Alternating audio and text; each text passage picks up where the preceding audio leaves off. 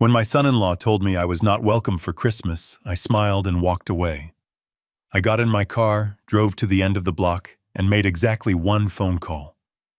By New Year's Day, their mortgage payments were canceled because I was the bank, and the bank was closed for business.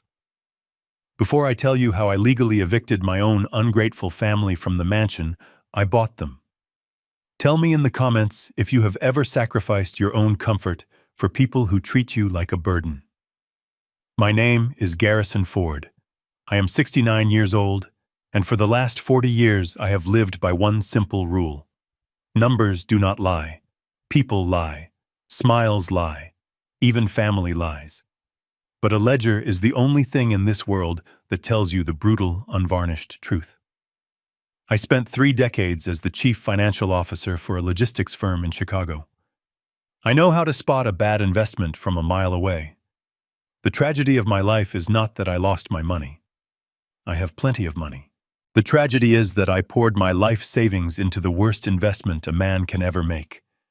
I invested in my daughter and her husband. It was December 24th. The wind off Lake Michigan was cutting through the streets like a serrated knife. I was driving my 10-year-old sedan, a car that rattled every time I went over 40 miles per hour. The heater had broken 2 weeks ago, but I hadn't fixed it. I told myself I was being frugal. I told myself I didn't need luxury. The truth was, every spare dollar I had generated in the last 3 years had gone into the account of the people I was driving to see. On the passenger seat next to me sat a large box wrapped in silver paper. It was a vintage electric train, set the exact model my granddaughter Lily had pointed at in the catalog months ago. It cost $800. I had skipped my own blood pressure medication refill this month to ensure I could buy it without touching the principal of my retirement fund. That is what fathers do. That is what grandfathers do. We strip pieces of ourselves away to build a foundation for the next generation. We assume that when we are old and the wind is cold, they will offer us a seat by the fire. We assume that love is a transaction where the currency is loyalty. I was about to learn that my currency was worthless. I turned onto the long, winding driveway of the property in the suburbs. It was a beautiful house. 4,000 square feet colonial style with a 3-car garage and a manicured lawn that was currently buried under 6 inches of fresh white snow. I knew the dimensions of the house by heart because I had read them on the deed. I knew the interest rate on the mortgage because I had written the contract. I had purchased this house through my LLC 3 years ago and sold it to my daughter Beatrice and her husband Todd. I gave them a private mortgage with 0% interest. They paid me what they could when they could, or at least that was the agreement. In the last 6 months, they had paid me exactly $0. But tonight was Christmas Eve. I wasn't there to collect a debt. I was there to see my 7-year-old granddaughter open her train set. I pulled my rusted sedan up behind a line of cars. There was a brand new black pickup truck parked right in front of the entrance. It was lifted with custom rims and chrome detailing. It looked like a monster truck parked in a residential driveway. It still had the temporary dealer plates on it. I stared at that truck for a long moment. Todd, my son-in-law, worked part-time as a real estate broker. He hadn't closed a sale in 6 months. Beatrice worked as a substitute teacher. They told me last week they couldn't afford to fix the boiler in the basement. Yet here was a vehicle that cost more than my first house. I pushed the thought down. I told myself not to be the grumpy old man. I told myself to be generous. Maybe it was a lease. Maybe it was a loaner. I grabbed the heavy silver box and stepped out into the snow. The cold bit into my knuckles immediately. I walked up the stone path that I had paid to have repaved last summer. I could hear music coming from inside. It was jazz, loud and festive. I could see shadows dancing behind the sheer curtains of the living room. I could smell roast turkey and sage stuffing. The smell made my stomach rumble. I hadn't eaten since breakfast. I had been saving my appetite for the family dinner. I rang the doorbell. I fixed a smile on my face. I prepared to shout, "Merry Christmas." The door, didn't fly open. It opened just a crack about 6 inches. Todd stood there. He was wearing a cashmere sweater that I knew for a fact cost $300 because I had given him the money for his birthday to buy a suit for interviews, and he had bought that sweater instead. He didn't open the door fully. He blocked the gap with his body. "Hey, Garrison," he said. He didn't call me Dad. He hadn't called me Dad in 2 years. "Merry Christmas." "Todd," I said, shifting the heavy box in my arms. The wind was whipping snow against the back of my neck. "It is freezing out here." "Let me in." Todd didn't move. He ran a hand through his hair, looking back over his shoulder as if checking to see if anyone was watching. "Look, Garrison, this is awkward," he said, his voice dropping to a whisper that was supposed to be conspiratorial but just sounded cowardly. "We are kind of having a thing right now." "I know," I said, still smiling, though the muscles in my cheeks were starting to twitch. "It is Christmas Eve. That is why I am here. I brought Lily's present." Todd sighed. It was a long, exaggerated sigh, the kind you give a child who doesn't understand simple instructions. "Yeah, about that," he said. "Patricia is here. My mom. And you know how she gets. She says you make her uncomfortable. She says you are always judging us, looking at the furniture, asking about the bills. We just wanted a relaxed night. A private family night." The words hung in the freezing air between us. Private family night. I looked past his shoulder. I could see the hallway. I saw lights. I saw a waiter walking by with a tray of champagne flutes. A waiter. They had hired catering. "Todd," I said, my voice staying calm, though my heart had started to hammer a strange rhythm against my ribs. "I drove 40 minutes in a blizzard. I have a 20-pound box in my arms. Are you telling me I cannot come inside the house that I pay for?" Todd's face hardened. The mask of polite awkwardness slipped, revealing the arrogance underneath. "It is our house, Garrison," he snapped. "Beatrice and I are on the deed. Just because you helped us with the financing doesn't mean you own our lives. You can't just show up unannounced and expect us to drop everything." "It is rude." "I wasn't unannounced," I said. "I come every year. It is tradition." "Not this year," a female voice cut in. Todd stepped aside slightly, and there she was. Patricia, Todd's mother. She was 60 years old, but dressed like she was 25 in a tight red dress that clashed with her heavy makeup. She was holding a crystal wine glass filled with dark red liquid. I recognized the bottle on the hallway table behind her. It was a Chateau Margaux, a vintage I had given Beatrice for her 10th wedding anniversary, telling her to save it for a truly special occasion. They had cracked it open for a party I wasn't invited to. "Oh, Mr. Ford," Patricia said, her voice dripping with fake sympathy. "You look positively frozen. But really, you should have called. We have guests, important guests, people from Todd's crypto investment group. We can't have you sitting there asking them for their W-2 forms and depressing everyone with your talk about savings bonds and inflation. It is a celebration, not a funeral." I looked at her. I looked at the wine glass.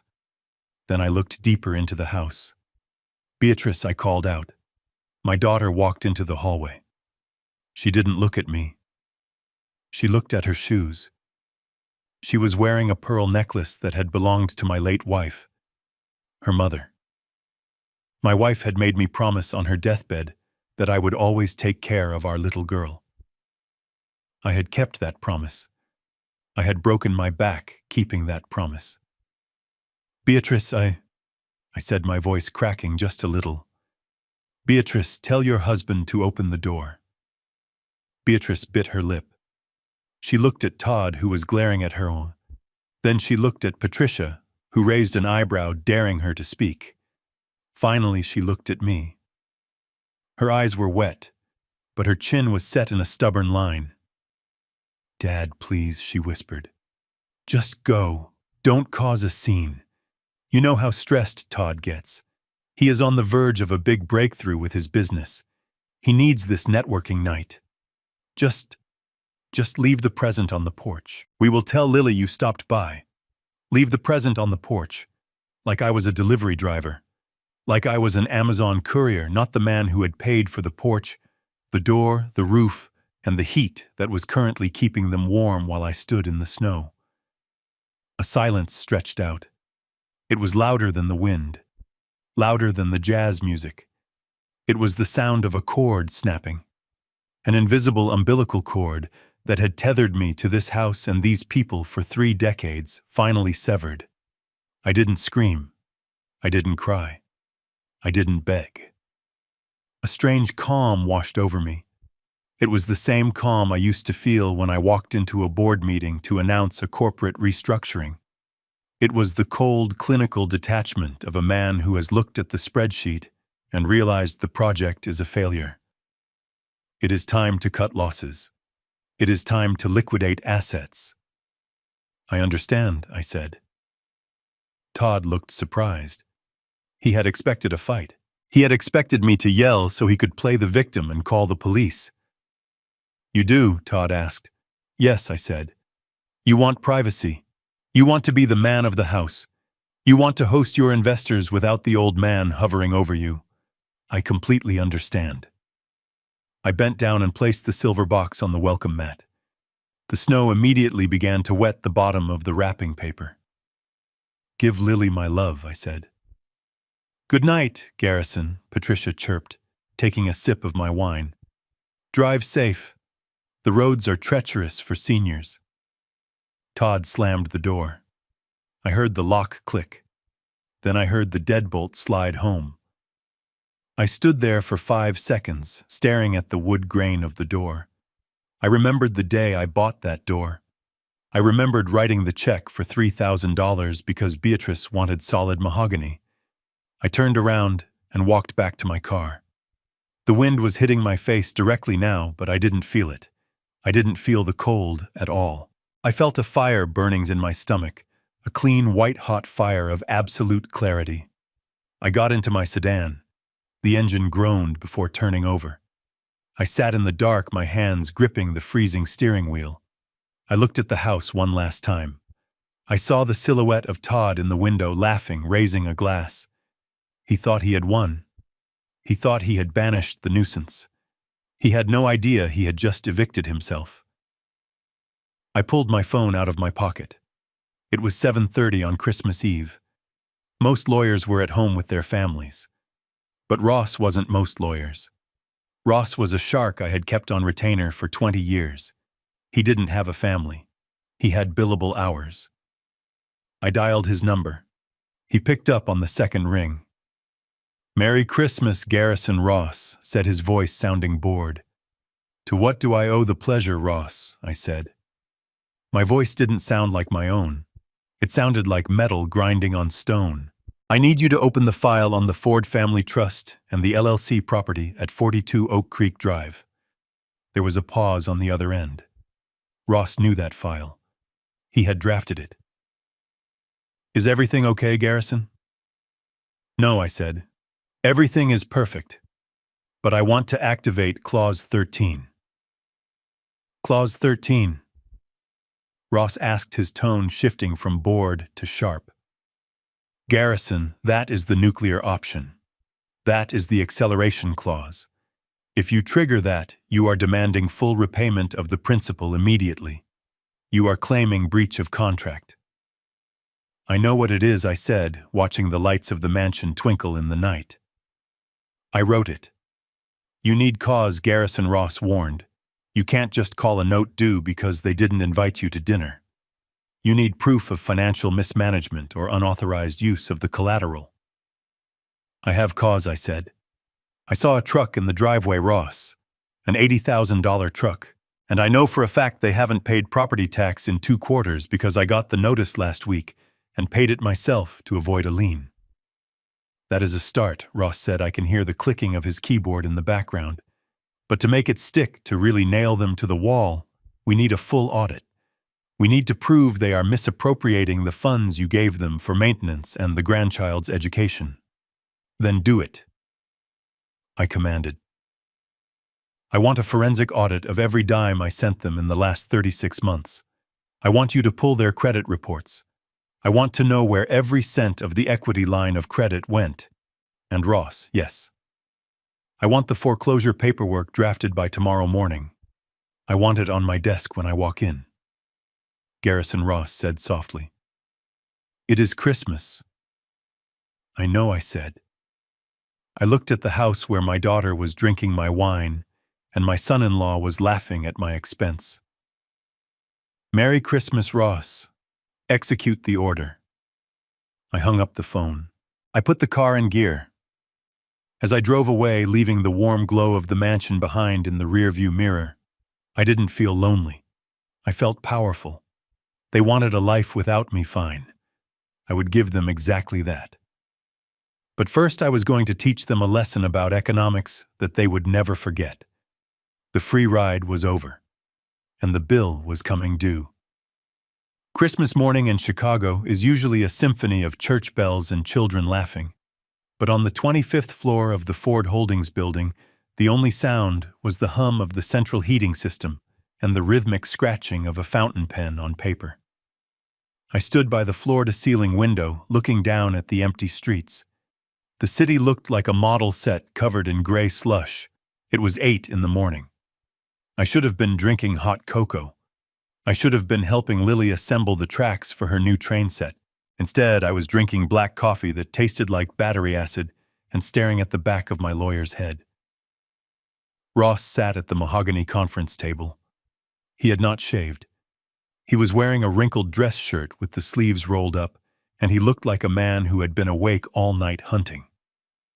The table usually reserved for board meetings and mergers was buried under a blizzard of bank statements, credit reports, and printed emails.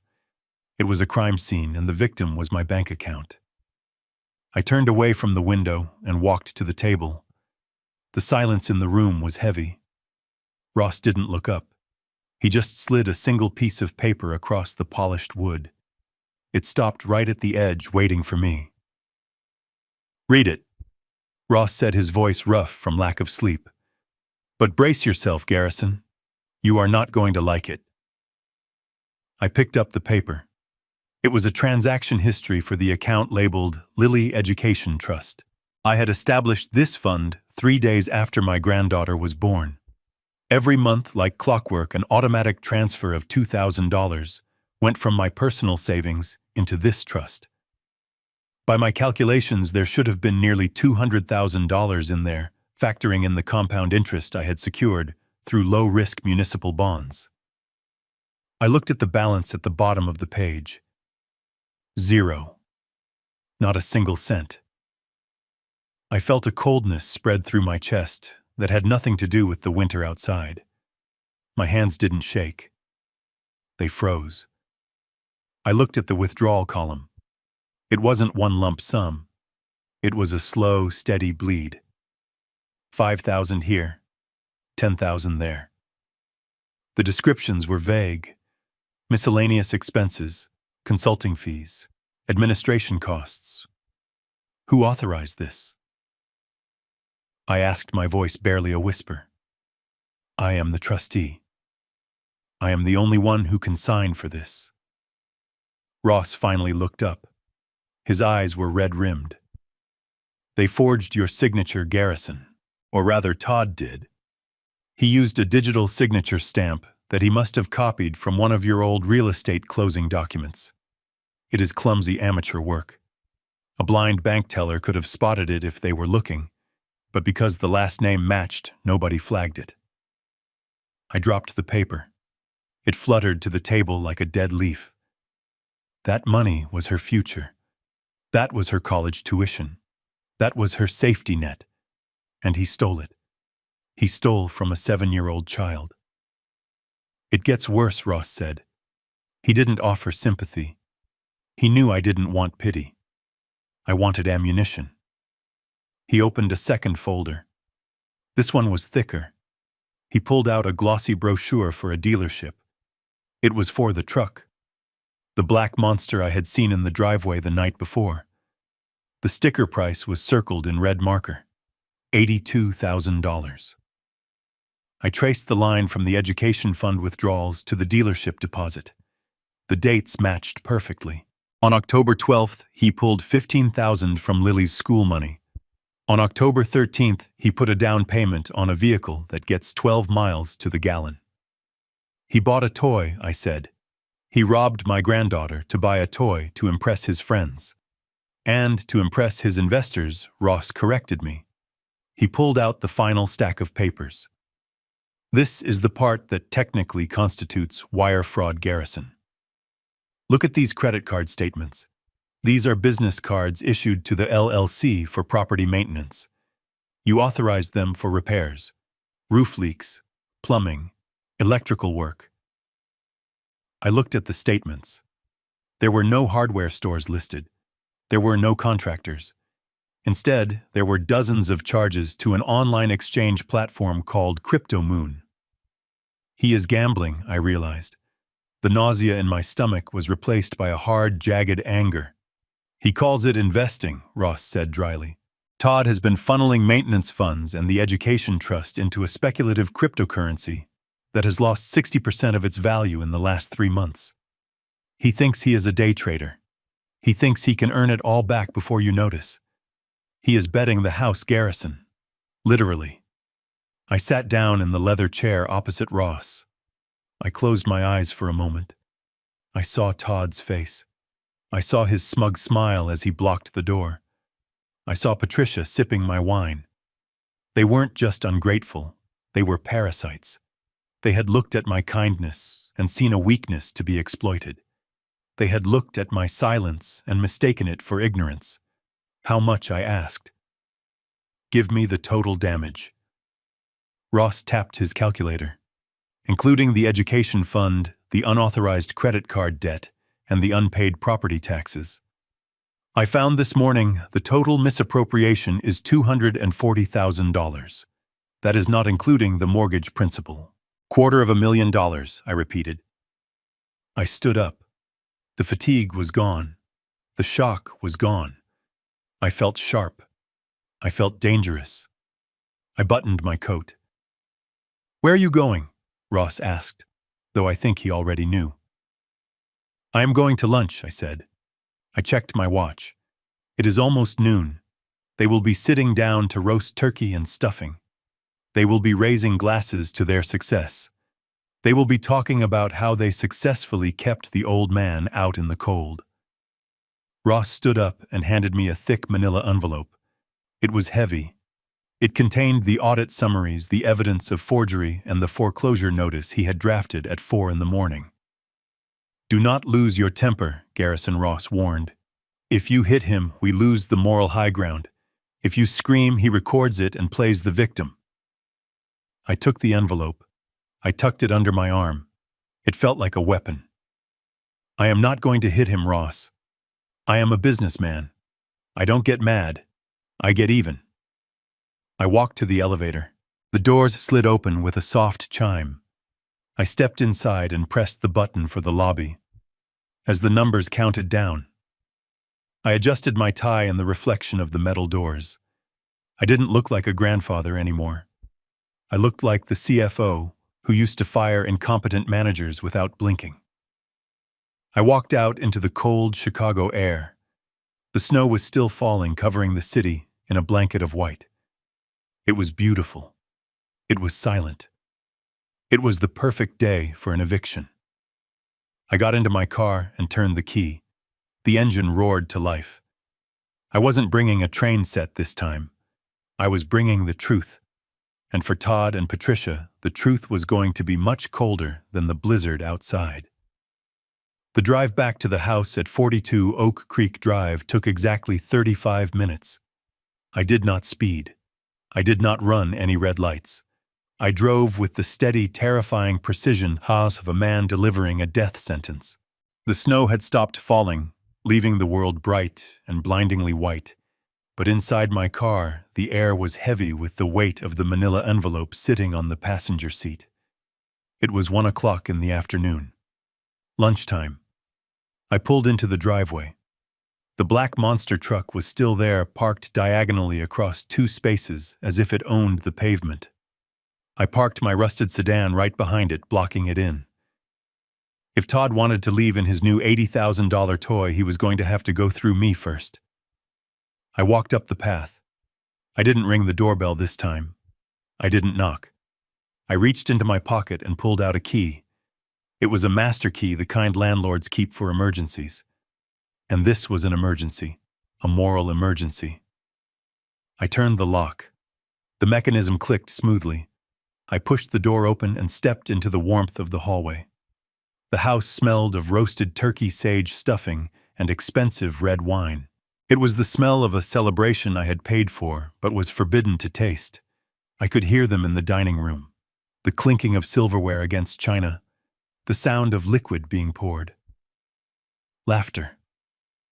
I walked down the hallway. My footsteps were muffled by the thick Persian runner rug I had bought 3 Christmases ago. I stopped at the archway of the dining room and just watched them for a moment.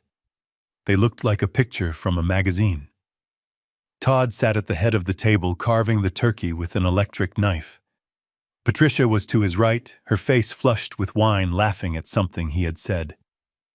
Beatrice sat opposite her, looking tired, but forcing a smile. And there, at the far end of the table, was an empty chair. My chair. Todd was the first to see me. The electric knife slipped screeching against the ceramic platter. The noise cut through the laughter like a guillotine blade. Garrison Todd said, his voice a mixture of surprise and annoyance. "What are you doing here? I thought we made it clear. This is a private lunch." I didn't answer. I walked to the table. I didn't look at Beatrice. I couldn't look at her yet. If I looked at her eyes and saw the fear there, I might lose my resolve. I kept my eyes fixed on Todd. I walked until I was standing right next to him. He was still holding the carving knife, looking up at me with that arrogant tilt of his chin that always made my hands itch. "You forgot something," I said. I raised the manila envelope and let it drop. It hit the center of the table with a heavy, dull thud, knocking over a crystal salt shaker. The audit report slid out, fanning across the holiday tablecloth. Rows of numbers highlighted in neon yellow stared up at them. "What is this?" Patricia asked, reaching for her glasses. "Is this another lecture on budgeting, honestly, Garrison, on Christmas Day? You really are a joy kill." "It is not a lecture, Patricia." I said, my voice low and steady. "It is an autopsy." Todd looked down at the papers. I watched his eyes scan the lines. I saw the moment he recognized the account numbers. I saw the moment he saw the highlighted withdrawals from the education trust. I saw the moment he saw the dealership invoice stapled to the back. His face didn't pale with shame. It didn't crumple with guilt. Instead, it hardened. His jaw set, and a dark flush of anger crept up his neck. He dropped the carving knife onto the platter. "You audited us," he said. It wasn't a question. It was an accusation. "You went behind my back and audited my family's finances." I leaned down, placing my hands on the table, invading his personal space. "I didn't audit your family, Todd. I audited my company. Because that is what this is. This house, the cars, the accounts. They are all assets of Ford Holdings. And you are just a liability that I am about to write off." Beatrice finally spoke. Her voice was trembling. "Dad, please. What is going on? What are those papers?" "Ask him," I said, not taking my eyes off Todd. "Ask your husband where Lily's college fund went. Ask him why a 7-year-old girl is paying for a truck that gets 12 miles to the gallon. Ask him about the $60,000 sent to a crypto exchange in the Cayman Islands." Beatrice turned to Todd. She looked terrified. "Todd, is that true?" The college money. Todd stood up abruptly, his chair scraping loudly against the floor. He threw his napkin onto the table. "Oh, stop it!" Todd shouted, waving his hand dismissively. "Stop acting like it is a crime. It is asset management, Beatrice. I moved the capital. I reallocated resources. You think that money was doing anything sitting in a savings account, earning 2% interest? That is loser thinking. That is old man thinking." He pointed a finger at me, shaking it in my face. You think you are so smart, Garrison, but you are a dinosaur. I took that money and I put it into high-growth assets. Yes, the market is down right now. Yes, on paper it looks like a loss. But it will bounce back. It always bounces back. I was going to double that money before Lily even graduated high school. I was doing you a favor. You stole $200,000, I said. You forged my signature. That is not investing, Todd. That is a felony. Todd laughed. It was a harsh, barking sound. A felony. You are going to call the cops on me, on your son-in-law, on the father of your grandchild. Go ahead. See how that looks. See how Lily reacts when her grandpa sends her daddy to jail. He smirked, leaning back and crossing his arms. He knew my weakness. He knew I would walk through fire to keep Lily from crying. Besides, he continued, his voice dripping with condescension. Let's be real here, Garrison. You are 69 years old. You have high blood pressure. You live in a shoebox apartment and drive a piece of junk car. What are you saving all this money for? You can't take it with you. The room went dead silent. Even Patricia stopped drinking her wine. Excuse me, I asked. You heard me, Todd said, emboldened by his own arrogance. He walked around the table, pacing like he was addressing a jury. You are hoarding wealth, Garrison. Millions of dollars sitting in accounts while we, your actual family, are struggling to maintain the lifestyle we deserve. Beatrice works herself to death. My mom needs support. And you sit on your pile of gold like a dragon. He stopped in front of me, looking me up and down with disgust. Ideally, that money is going to be ours one day anyway, he said. When you kick the bucket, who do you think inherits it, Beatrice? And by extension, me. All I did was take an advance. I accessed my future inheritance a little early to help the family now. I didn't steal from you, Garrison. I just skipped the waiting period. You should be thanking me for taking the initiative instead of waiting for you to die. I felt a strange sensation in my chest. It wasn't pain. It was the sensation of a door slamming shut forever. The final lock turning. I looked at Patricia. She was nodding in agreement, swirling the wine in her glass. He has a point, Mr. Ford, she said. Her voice slurred but vicious. You are so stingy.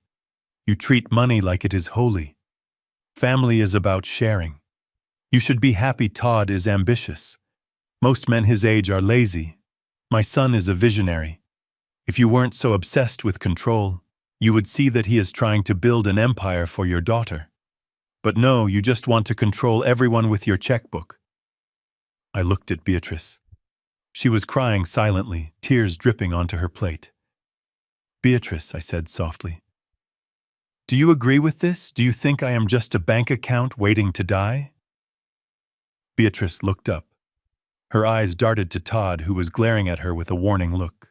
Then she looked at Patricia. She took a deep breath. Dad, she said, her voice weak. Todd is just... he is just stressed. He didn't mean it like that. Maybe if you just sat down and we talked about it, maybe you could sign a retroactive approval for the transfer, just to fix the paperwork. We can pay you back when the crypto market goes up. Please, for Lily, retractive approval. She wanted me to legalize the theft. She wanted me to sign a permission slip for the man who had just told me he was waiting for me to die. I looked at the three of them, the vultures. They were well-fed, well-dressed, and warm in the house I paid for, eating the food I paid for, drinking the wine I paid for. And they hated me for it. They hated me because my existence reminded them that they were not successful. They were just parasites feeding on a host. I picked up the manila envelope from the table. I slowly put the audit papers back inside. You are right, Todd, I said. My voice was calm, terrifyingly calm. I am old. I don't need all this money. I don't need this stress. Todd's face lit up. He thought he had won. He thought he had bullied the old man into submission. Exactly. he exclaimed, clapping his hands. See, I knew you would see reason. We are family Garrison. Money is just paper. Relationships are what matter. Yes, I said. Relationships are what matter. And this relationship is over.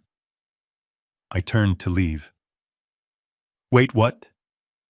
Todd asked, his smile faltering. I stopped at the doorway and looked back. You said you took an advance on your inheritance, Todd. You said the money would be yours eventually anyway. Well, I have news for you. I am rewriting the timeline. I pulled a second document from my coat pocket. It wasn't in the envelope. It was a single sheet of paper. A foreclosure notice. I didn't hand it to them. I placed it gently on the sideboard next to the expensive vase. You have 72 hours, I said. 72 hours for what Patricia asked, her voice shrill. To pay back every single penny of the $240,000, I said. Or to get out of my house. This is our house, Todd screamed, his face turning purple. Read the contract, Todd, I said, buttoning my coat. You triggered the acceleration clause when you took out a second mortgage behind my back. You defaulted. The bank is calling in the loan. And like I said, I am the bank. I walked out of the dining room. Behind me, I heard the sound of a glass shattering against the wall and Todd screaming my name. Garrison. You come back here. You can't do this. It is Christmas. I walked out the front door and into the cold, clean air. I didn't look back. I got into my car and drove away. I had ruined their lunch. I had ruined their Christmas. And in 3 days I was going to ruin their lives. But as I drove through the snow for the first time in years, I didn't feel the crushing weight of obligation. I felt light. I felt free. The vultures could have the turkey carcass. They weren't getting another ounce of my flesh. The heavy oak door slammed shut behind me, but it was not thick enough to muffle the sound of Patricia's voice. She was standing in the doorway, clutching her wineglass like a weapon, screaming into the winter air. Her words were sharp and ugly, designed to inflict maximum damage. She called me a miser. She called me a bitter old man who would die alone with his money. She told me that I was the reason my wife had died of stress. That last one was a lie, of course. My wife died of cancer, and I had spent every last dime of our savings trying to save her sleeping in a hospital chair for 6 months. But Patricia did not care about the truth. She only cared that the ATM machine had just walked out the door and taken the PIN code with it. I did not turn around. I did not give her the satisfaction of seeing my shoulders slump. I walked straight to my car, my boots crunching rhythmically on the snow. I felt a strange sense of detachment. It was as if I was watching a movie of my own life. I saw the old man getting into his rusted sedan. I saw the monster truck parked next to it.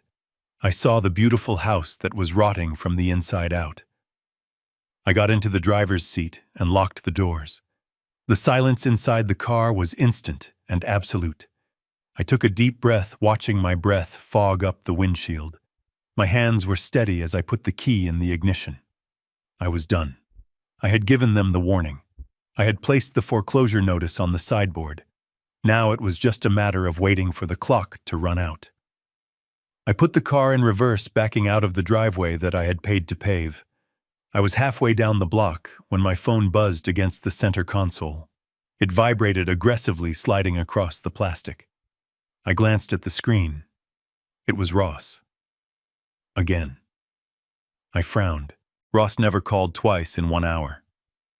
Ross billed in 6-minute increments, and he hated wasting time. I had just left his office. I had just executed the plan we discussed. There was no reason for him to be calling unless the building was on fire. I pressed the answer button on the steering wheel. I did it, Ross, I said, keeping my eyes on the icy road. I dropped the bomb. They are currently screaming at each other. The 72-hour clock has started. Garrison, pull over, Ross said. His voice was different. In the 30 years I had known him through market crashes, lawsuits, and corporate hostile takeovers, I had never heard Ross sound like this. He sounded urgent. He sounded almost frightened. "I am driving Ross. I just want to go home and pull the car over." Garrison Ross barked. "Now. You need to hear this sitting down." I hit the brakes.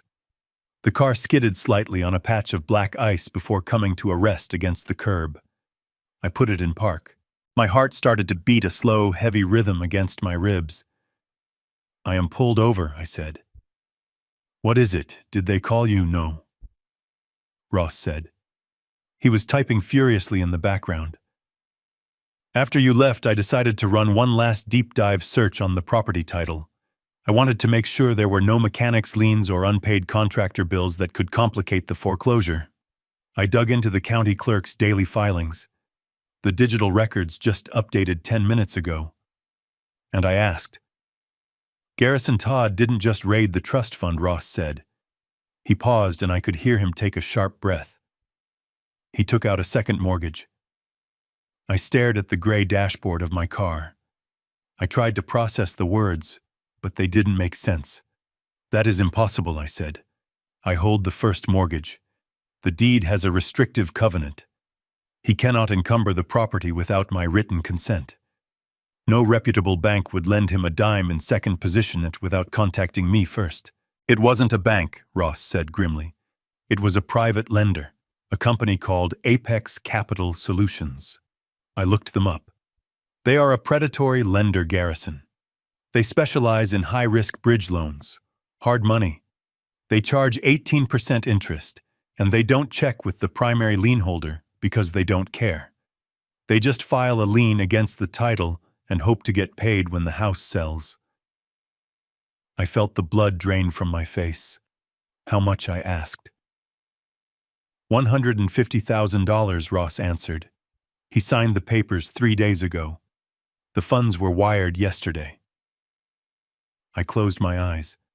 The pieces of the puzzle slammed together with a sickening crunch. The $80,000 truck. The sudden confidence. The catering.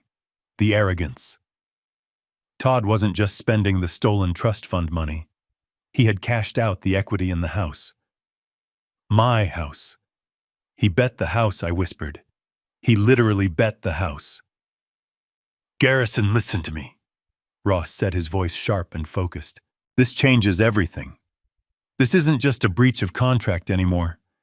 This is a catastrophe for him, but it is a golden ticket for us." "Explain," I said, though my mind was already racing ahead, connecting the legal dots. "Your private mortgage note has a standard clause," Ross said. Clause 4, Section B, the due on sale or encumbrance clause. It states that if the borrower places any additional liens on the property without the lender's permission, the entire loan becomes immediately due and payable. Not in 72 hours. Immediately. "I know the clause," I said. "I wrote it to protect the asset." "But it gets better," Ross continued. "Because this Apex Capital loan is predatory, it classifies the property as distressed. By signing that document, Todd has technically engaged in title fraud because he represented to Apex that he had the authority to leverage the home. He didn't just break your contract. He broke the law again." "So I can take it now," I said. "Right now," Ross confirmed. "You don't have to wait for the 3-day notice to cure. You don't have to wait for missed payments. The moment that lien hit the county record, he defaulted. You can change the locks today. You can call the sheriff today." I looked out the window. Snow was starting to fall again, soft and silent. I thought about Beatrice. I thought about my granddaughter Lily sleeping in her room, completely unaware that her father had just sold the roof over her head to a loan shark for a pickup truck and some digital coins. If I foreclose now, I asked, what happens to the Apex loan? "That is the best part," Ross said, and I could hear the cold smile in his voice. "You are the primary lien holder. You are in the first position. When you foreclose, you wipe out all junior liens. Apex Capital loses their claim on the house. They will have to go after Todd personally for the money. They will garnish his wages. They will seize his assets. They will seize that truck, but they cannot touch the house. You get the property back free and clear." I sat there for a long moment. I realized that Todd had not just dug his own grave. He had jumped into it, poured the concrete, and handed me the shovel. He had been so greedy, so desperate to look rich, that he had destroyed his only safety net. "He thought he was smart," I said softly. "He thought he could leverage my asset to make himself rich and then pay me off before I noticed." "He is a fool," Garrison Ross said, "but now he is a dangerous fool. If he has $150,000 in cash sitting in an account somewhere, he might try to run. Or he might try to hide it. We need to move fast." I looked at the clock on the dashboard. It was 1:30 in the afternoon on Christmas Day. "Prepare the writ of possession," I said. "Call the sheriff's civil division. I know the captain. Tell him it is an emergency eviction based on criminal fraud and destruction of collateral." "On Christmas?" Ross asked. "Especially on Christmas," I said. I hung up the phone. I didn't drive away. I sat there gripping the steering wheel until my knuckles turned white. The anger was gone. In its place was a cold, hard resolve. I wasn't just a father anymore. I wasn't just a grandfather. I was the chief financial officer of a failing family, and I was about to execute the most hostile takeover in history. I started the car again. I didn't turn back toward the house. Not yet. I had one stop to make first. I needed to go to my apartment. I needed to change out of my holiday sweater and into my suit. If I was going to destroy my son-in-law, I was going to do it dressed for business. Todd had wanted to be a big shot. He had wanted to play in the big leagues with high-risk loans and leveraged assets. Well, he was about to learn the most important rule of the game. The house always wins, and I was the house. I drove back to my small apartment in silence. The adrenaline of this confrontation was fading, replaced by a dull, throbbing ache in my chest. I poured myself a glass of water and sat by the window, watching the snow pile up on the ledge. I was waiting for the fallout. I knew Todd. I knew he wouldn't apologize. I knew he wouldn't rush to the bank to fix his mistake. He would do what he always did. He would attack. At 6 p.m, my phone chimed. It was an email. The subject line was simply "Boundaries" in all capital letters. I opened it. The message was short, poorly typed, and dripping with the kind of frantic malice that only a guilty man can muster. "Garrison," it read. "Since you decided to ruin our Christmas with your psychotic threats, we are making some changes. Effective immediately, you are not to come within 500 feet of our property. You are not to contact Beatrice. And most importantly, you are forbidden from seeing Lily. We don't want our daughter exposed to your toxic, manipulative energy. If you try to contact us, we will file for a restraining order. Do not test me." I stared at the screen. I read the words "forbidden from seeing Lily" 3 times. He was using my granddaughter as a human shield. He was using a 7-year-old girl as leverage to protect his stolen lifestyle. He thought this would break me. He thought I would panic, call him, apologize, and beg to be let back into the fold. He thought I was a desperate old grandfather who would pay any price to see his bloodline. He was wrong. I was not desperate. I was methodical. And by threatening to cut me off from the only person in that house I actually loved, he had removed the last shred of mercy I had left. I didn't reply to the email. I didn't type out a furious response. I simply forwarded the email to Ross with a 2-word instruction: proceed immediately. The next morning, the sheriff's deputy, a man I had played poker with for 10 years, knocked on Todd's door. He wasn't there to deliver a holiday fruit basket. He was there to serve a formal legal notice. It was a document known as a notice of acceleration. Most people don't read the fine print of their mortgage contracts. They just sign where the notary points. But I wrote the fine print, and right there on page 14 was the acceleration clause. It stated that in the event of a default, such as placing an unauthorized second lien on the property, the lender had the right to demand the immediate repayment of the entire loan balance. Not the missed payments. Not the interest. The whole thing. The notice was simple. It informed Todd and Beatrice that they owed Ford Holdings exactly $650,000. The due date was not in 30 years. It was not in 30 days. It was in 72 hours. Ross told me later what happened next. He had eyes inside the local banking system. Todd didn't pack his bags. He didn't start looking for apartments. He panicked. He acted like a trapped animal. He assumed in his arrogance that he could just borrow his way out of this hole. He thought he could refinance the house with a real bank, pay me off, and tell me to go to hell. At 10 in the morning, Todd walked into the First National Bank of Chicago. He was wearing his best suit. He walked into the loan officer's office with the swagger of a millionaire. He asked for a jumbo mortgage to pay off a private lender. He told them he had significant assets. He told them he was a crypto investor. The loan officer ran his social security number. I wish I could have seen the look on Todd's face when the result came back. You see, when you max out 5 credit cards to buy mining rigs for digital coins that are crashing, your credit utilization ratio hits 100%. When you miss payments on your truck because you spent the money on catering, your score drops. And when a foreclosure notice hits the public record, which Ross had ensured happened at 9 a.m. sharp, you become radioactive. Todd's credit score wasn't just low. It was a catastrophe. It was in the low 500s. In the banking world, he was not a customer. He was a liability. The loan officer didn't just say no. He laughed. He told Todd that with his debt-to-income ratio and the active foreclosure filing, he wouldn't be able to get a loan for a toaster, let alone a mansion. Todd stormed out of the bank. He tried the next one, then the next. By noon, he had been rejected by 4 major lenders. Desperation makes people do stupid things. At 2 in the afternoon, Todd started calling his so-called investor friends.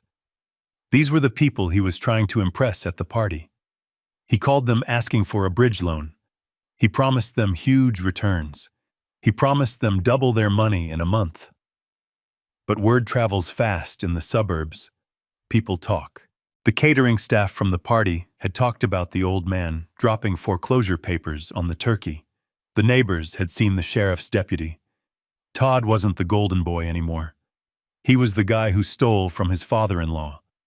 His friends didn't pick up the phone. His calls went to voicemail. His texts went unread. At 5 o'clock, sitting in my apartment, I saw a notification on my phone. It was from the security system I had installed in the house years ago. I still had the admin access. Todd hadn't been smart enough to change the password. I opened the app and watched the live feed from the living room camera. Todd was sitting on the sofa, his head in his hands. The house was quiet. The festive decorations looked mocking now. Beatrice was standing by the window, talking on the phone, her voice high and frantic. I couldn't hear the words, but I knew the tone. It was the sound of a reality check hitting home. Todd stood up and kicked the coffee table. He was screaming at the air. He was trapped. He had 72 hours to find $250,000, and his pockets were full of lint and worthless crypto coins. I watched him for a minute longer, then I closed the app. I walked to my desk and picked up a framed photo of Lily. She was smiling, holding an ice cream cone. "I am coming for you, sweetheart," I whispered to the photo. "Grandpa is just taking out the trash first." I went to bed early that night. I slept like a baby. I knew that across town in the master bedroom I had paid for Todd was staring at the ceiling, listening to the clock tick, tick, tock. Every second was bringing him closer to the sidewalk, and there was absolutely nothing he could do to stop it. The text message I sent to Beatrice was simple. It said, "Meet me at the diner on 4th Street. Come alone. If you bring him, I leave." She didn't reply, but I knew she would come. Beatrice was many things, anxious, manipulated, tired, but she was also curious. She needed to know if there was a way out of the mess her husband had created. She needed to know if her father was really the monster Todd claimed I was. I arrived 20 minutes early. The diner was a relic from the 50s, smelling of burnt coffee and maple syrup. It was the place I used to take her for pancakes after her piano recitals when she was a little girl. Back then, her biggest worry was missing a note in a Mozart sonata. Now her biggest worry was losing the roof over her head. I sat in a booth in the back facing the door. On the table next to my black coffee sat a manila envelope. It was thinner than the financial audit I had dropped on their Christmas lunch. This one didn't contain spreadsheets. It contained pictures. When Beatrice walked in, my heart broke a little. She looked 10 years older than she had just 2 days ago. Her eyes were swollen, rimmed with red, and she wasn't wearing makeup. She was wearing a heavy coat that looked too big for her, as if she was trying to hide inside it. She scanned the room, saw me, and hesitated. For a split second, I saw the little girl who used to run into my arms. Then the wall came up. She straightened her spine, put on her defensive mask, and walked toward the booth. She sat down without taking off her coat. She didn't order anything. She just looked at me with a mixture of anger and exhaustion. "Todd says you are bluffing," she said. Her voice was flat. "He says you can't foreclose in 3 days. He says his lawyer is going to file an injunction." "Todd doesn't have a lawyer," Beatrice said gently. "Todd has a search history on LegalZoom, and I am not bluffing. The sheriff is already scheduled for the eviction." She flinched. The word eviction hit her like a physical blow. "Why are you doing this, Dad?" she whispered, and her voice cracked. "I know you hate him. I know you think he is not good enough for me. But he is my husband. We have a child. You are going to put your own granddaughter on the street just to prove a point, just to say I told you so." I took a sip of my coffee. It was cold. "I am not putting you on the street," I said. "I am getting you out of a burning building. You just don't realize the building is on fire yet. You think this is about money. You think I am angry because he bought a truck." Beatrice slammed her hand on the table. It was a weak, desperate gesture. "It is about the money. You have always been obsessed with money. You track every cent. You judge every purchase. You control us with it. Todd is right. You use your wealth as a weapon." I looked at her. I looked at the daughter I had raised to be strong, to be independent. I saw how much she had diminished under Todd's influence. He had hollowed her out, filled her head with his insecurities, and turned her against the only person who was actually protecting her. I reached for the envelope. "I am going to show you something, Beatrice," I said, "and I need you to promise me you will look at it. Really look at it. Not with Todd's voice in your head, but with your own eyes." "I don't want to see more bank statements," she said, shaking her head. "It is not a bank statement," I said. I slid the envelope across the Formica table. It stopped inches from her hand. "Todd told you he went to a crypto conference in Miami last month, didn't he?" I asked. "He said it was a networking event for high-net-worth investors. He said that was why he needed to withdraw $15,000 from the joint account." Beatrice froze. Her hand hovered over the envelope. "Yes," she said slowly. "He met with developers. It was a business trip. He called me every night." "He called you from the hallway, Beatrice," I said. "He didn't call you from the room." She stared at the envelope. Her breathing became shallow. She knew. Deep down in the place where intuition lives, she knew.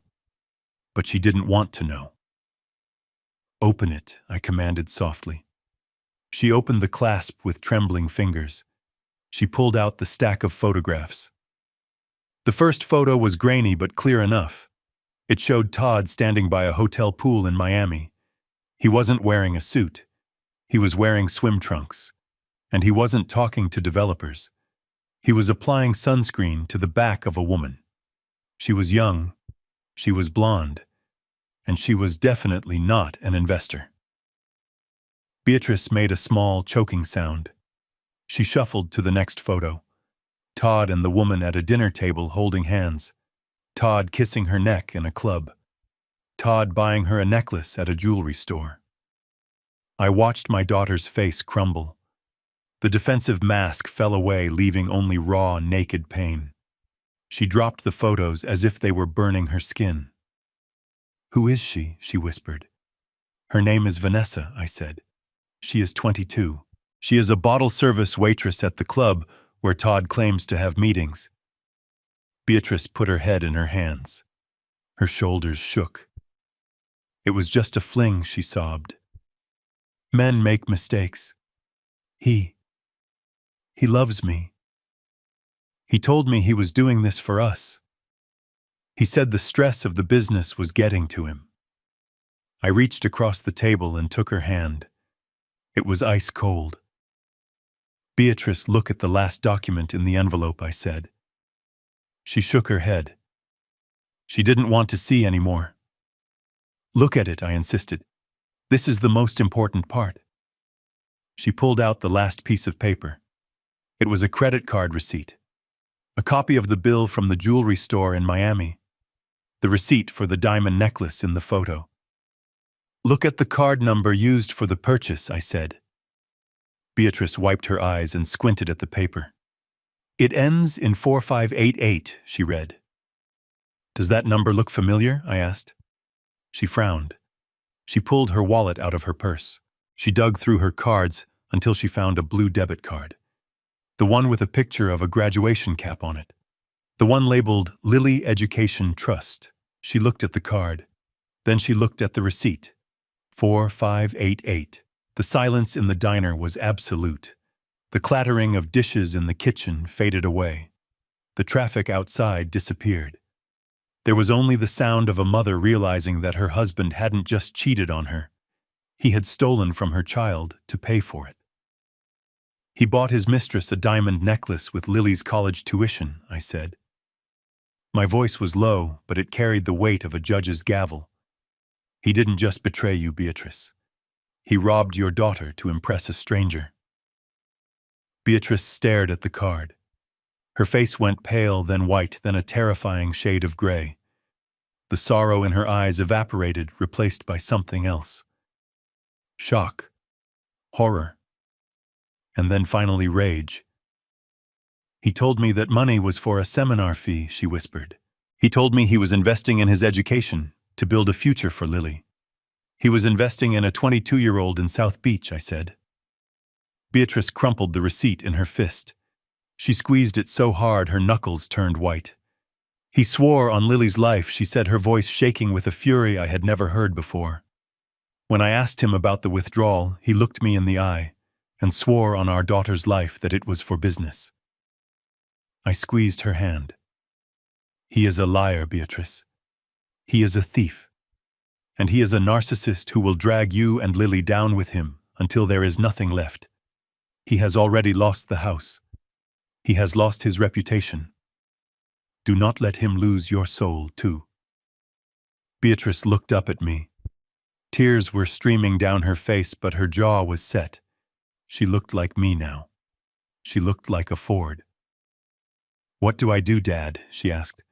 "I have nowhere to go." "The house. You are taking the house." "I am taking the house from him," I corrected. "I am evicting him, but I would never leave my family in the cold." I reached into my pocket and pulled out a set of keys. They were not for the mansion. They were for a townhouse in a quiet, safe neighborhood 3 towns over. It was a property I had bought years ago as a rental investment. It was empty. It was furnished. "Take Lily," I said. "Pick her up from school today. Don't go back to the mansion. Don't pack a bag. Just go. I will buy you new clothes. I will buy you new toys. Just get her out of that toxic environment before the sheriff arrives." Beatrice looked at the keys. Then she looked at the photos of Todd and Vanessa scattered on the table. She took a deep breath. She picked up the photos. She didn't tear them up. She put them back in the envelope. Then she picked up the receipt. She put that in the envelope too. She stood up. She buttoned her coat. She picked up the keys. "Thank you, Daddy," she said. She hadn't called me Daddy in 20 years. She turned to walk away, then stopped. She looked back at me. "He is planning a New Year's Eve party," she said. "He is going to pretend everything is fine. He thinks if he ignores you, you will go away." "I know," I said.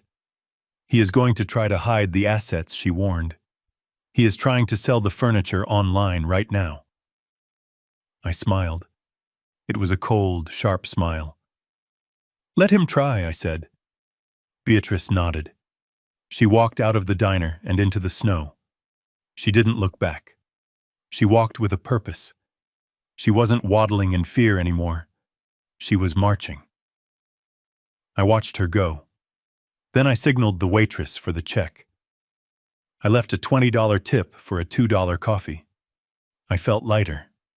The hardest part was over. I had severed the limb to save the body. Beatrice was safe. Lily was safe. Now all that was left was the execution. Todd wanted a party. I would give him a party. I would give him a celebration that would end with fireworks, sirens, and the satisfying click of handcuffs. The game was set, and I held every single ace in the deck. The hardest thing a father can do is send his child back into a war zone. But as we sat in my freezing car outside the diner, watching the steam rise from the exhaust pipe, I knew that was exactly what I had to ask Beatrice to do. She had the keys to the townhouse in her pocket. She had the safety net. But if she left now, if she packed her bags and disappeared with Lily this afternoon, Todd would panic. A panicked rat does not just run, it destroys. He would empty the house. He would sell the jewelry. He would smash the family heirlooms just to spite us. "Beatrice, I said, turning to face her. The heater in my car was rattling, fighting a losing battle against the Chicago winter. "I need you to do something impossible. I need you to go back there." She looked at me, her eyes widening in fear. "Go back?" she asked. "Dad, I can't look at him. I can't sleep in that bed knowing what he did, knowing he stole from Lily."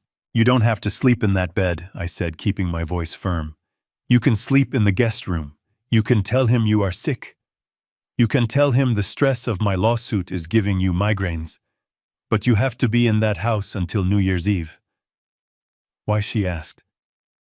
"Because we need to keep him calm," I explained. "We need him to think he is winning.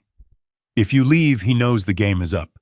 He will take whatever cash he has left and run.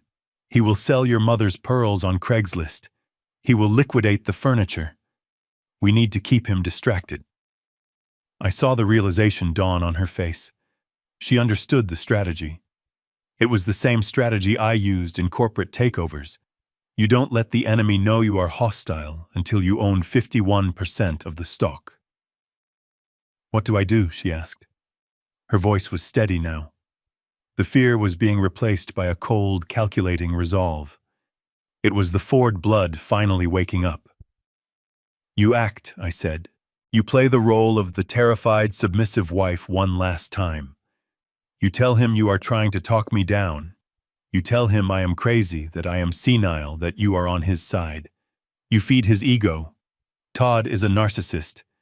If you tell him he is right, he will believe you. He will get sloppy." "And the party?" she asked. "He is still planning this ridiculous New Year's Eve bash. He thinks if he gets enough rich people in the room, one of them will bail him out." "Let him plan it," I said. "In fact, encourage him. Tell him it is a brilliant idea. Tell him it is the only way to save the family reputation." Beatrice frowned. "But why? Why let him spend more money?" "Because I want him distracted," I said. "I want him focused on ordering champagne and hiring DJs. I want him so busy trying to look like a king that he doesn't notice the guillotine being built in his front yard. And while he is busy planning the party, I want you to take inventory." Inventory. I want you to take pictures, I instructed. Photograph everything. The art on the walls, the electronics, the jewelry in the safe. I want a record of every single asset in that house. If even one silver spoon goes missing between now and midnight on the 31st, I want to be able to charge him with theft. Beatrice nodded. She reached into her purse and gripped her phone. I can do that, she said. There is one more thing, I added, and this is the most important part. You have to protect Lily. Keep her away from him. But don't let him use her as a prop. If he tries to put her on display for his party, you tell him she has the flu. You keep her in her room. I don't want my granddaughter seeing her father in handcuffs. Handcuffs? Beatrice asked. Her breath hitched. Is it going to come to that? He committed fraud? Beatrice, I said. He committed identity theft. He committed bank fraud. The foreclosure is just the beginning. When I walk through those doors on New Year's Eve, I am not coming alone. She stared out the window at the gray sky. She was mourning the life she thought she had. She was mourning the husband she thought she knew. But she wasn't crying anymore. Tears are for victims. Beatrice was done being a victim. Okay, she said. She opened the car door. The cold wind rushed in, biting at our faces. I will go back. I will play the part. I will be the good wife. She stepped out into the snow. She looked small against the backdrop of the city, but she stood tall. She leaned back into the car. Dad, she said. Yes, honey. Make it hurt, she said. She slammed the door and walked toward her car. I watched her go. I watched my little girl drive away to face a monster. But she wasn't alone. She had an army behind her. She had me. I put my car in gear. I had work to do. I had to meet with the sheriff. I had to finalize the paperwork with Ross. And I had to prepare my suit. Todd wanted a show for New Year's Eve.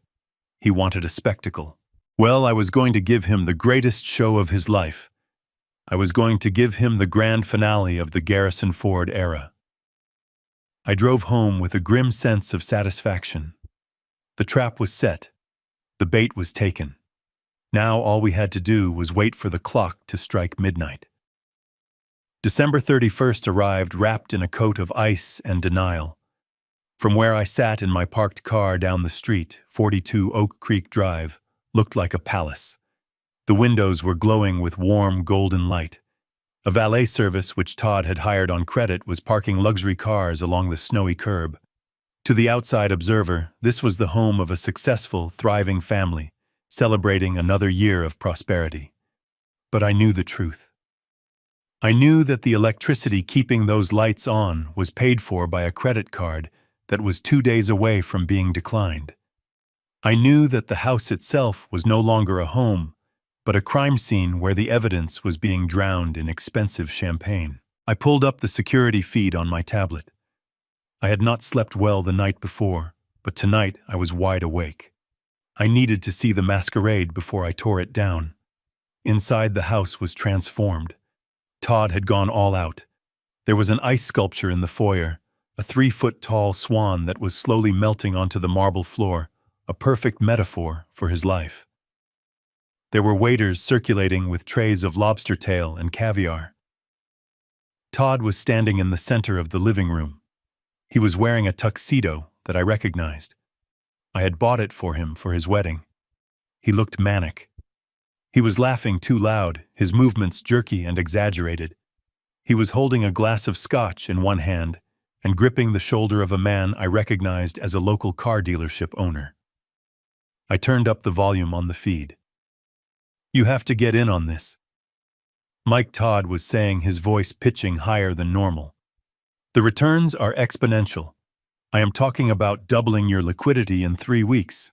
I just need a short-term bridge of $50,000 to unlock the next tier of the investment. The car dealer looked uncomfortable. He tried to pull away, but Todd held on tight. I don't know, Todd, the man said. I heard rumors about some legal trouble with your father-in-law. Todd threw his head back and laughed, but his eyes were darting around the room in panic. Garrison. Please. The old man is just senile. He is confused about the paperwork. Beatrice and I are handling him. It is just a misunderstanding. We are actually buying him out of the company next month. I watched from my cold car and smiled. Buying me out. The delusion was absolute. He wasn't partying. He was pitching. He was using this party as a desperate last-ditch attempt to crowdsource the money he owed me. He thought if he looked rich enough, people would give him money. He didn't understand that wealth whispers while debt screams.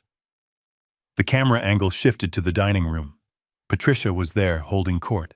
She was wearing a silver gown that was far too tight, dripping in jewelry that I hoped Beatrice had already photographed for the asset inventory. She was telling a group of women about their upcoming vacation to the Maldives. "We need the sun," Patricia said, waving her hand dismissively. "The winter here is just so depressing. Todd is chartering a private jet.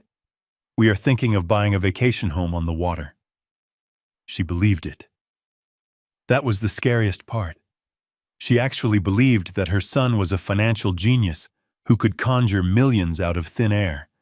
She had no idea that the only trip she was taking was to a motel 6 towns over. Then I saw Beatrice. She was walking through the kitchen supervising the caterers. She looked pale. Her hands were clasped tightly in front of her. She wasn't wearing the jewelry Todd had bought her. She was wearing a simple black dress. She looked like a widow at a funeral, which was appropriate because she was mourning the death of her marriage. Todd intercepted her near the stairs.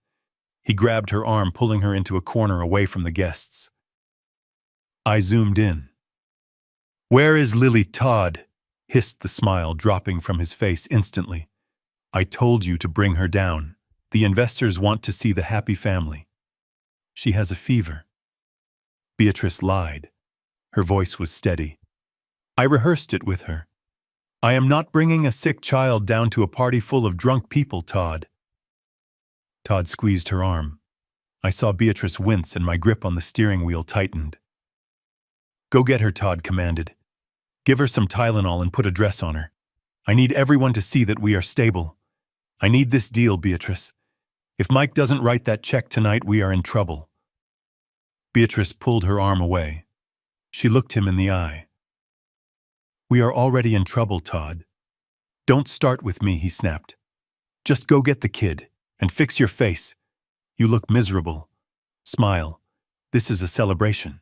He pushed past her and walked back into the party, instantly pasting the fake grin back onto his face. Beatrice stood there for a moment, rubbing her arm.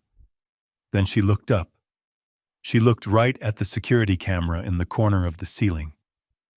She knew I was watching. She gave a barely perceptible nod. It was the signal. The assets were documented. Lily was safe in her room with noise-canceling headphones.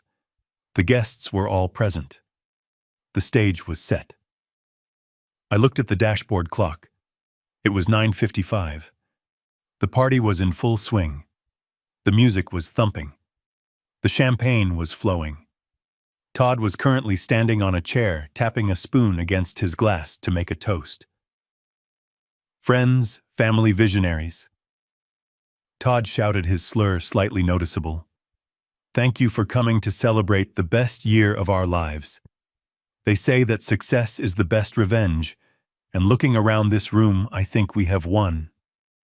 To the future." "To the future," the guests chorused, raising their glasses. I reached for the door handle. Beside me in the passenger seat sat Sheriff Miller. He was a big man, silent and serious. He had seen the foreclosure documents. He had seen the evidence of fraud. He adjusted his belt. "You ready, Mr. Ford?" the sheriff asked. I looked at the house one last time. I looked at the ice swan melting in the foyer. I looked at my son-in-law standing on a chair, drunk on ego and stolen money. "I am ready," I said. I opened the car door. The cold wind hit me, but it felt good. It felt cleansing. I adjusted my suit jacket. I checked my pocket to make sure I had the master key. Let's go crash a party, I said. We walked down the street together, the snow crunching under our boots. 2 patrol cars followed slowly behind us, their lights off for now. As we approached the driveway, the valet stepped forward to stop us. "Excuse me, sir," the valet said. "This is a private event. Invitation only." I didn't stop walking. I didn't even slow down. "I am the owner," I said, my voice cutting through the cold air. "And I am here to take out the trash." The valet stepped aside, looking confused. We walked up the path. The music was loud now. I could hear the bass vibrating in the doorframe. I reached out and put my hand on the doorknob. The same knob Todd had blocked just a few days ago. It was 9:59. Inside, they were waiting for the ball to drop at midnight. They didn't realize the ball was dropping 2 hours early, and it was going to crush them. I turned the handle. The door swung open. The heat and the noise rushed out to meet us. I stepped onto the marble floor right next to the melting ice sculpture. The show was over. The audit had begun. The transition from the freezing Chicago winter to the overheated, perfumed atmosphere of the foyer was jarring. It felt like stepping into a greenhouse where the plants were poisonous. The bass from the sound system was not just audible, it was physical. It thumped against my chest, mimicking the heartbeat of a man running for his life. I stood there for a moment, flanked by Sheriff Miller on my left and 2 locksmiths in heavy canvas work jackets on my right. We looked like an invasion force. We looked like reality crashing a fantasy. The guests nearest the door noticed us first. A woman in a sequined dress stopped laughing mid-sentence, her eyes widening as she took in the sheriff's uniform and the sidearm on his hip. A man holding a tray of hors d'oeuvres froze the shrimp cocktail, tilting dangerously. The ripple effect was immediate.